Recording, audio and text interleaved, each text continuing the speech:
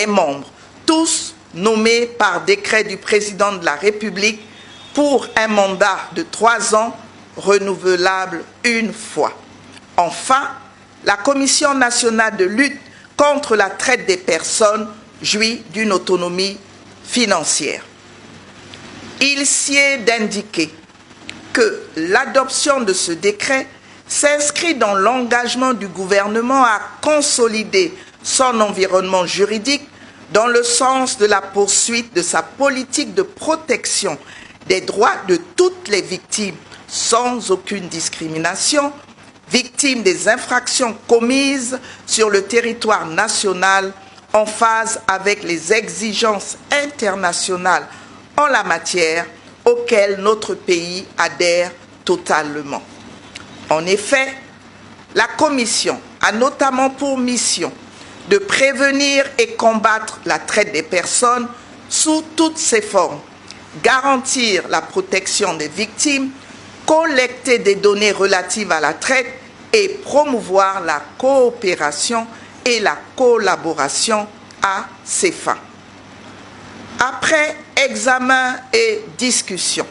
le Conseil des ministres a adopté le projet de décret fixant les attributions, la composition, l'organisation et le fonctionnement de la Commission nationale de lutte contre la traite des personnes. Ministère en charge de la réforme de l'État, invité par le président de la République à prendre la parole, M. Luc Joseph Okio, ministre chargé de la réforme de l'État, a soumis à l'examen des membres du Conseil des ministres un projet de décret portant approbation du plan stratégique de la réforme de l'État 2025-2029 révisé.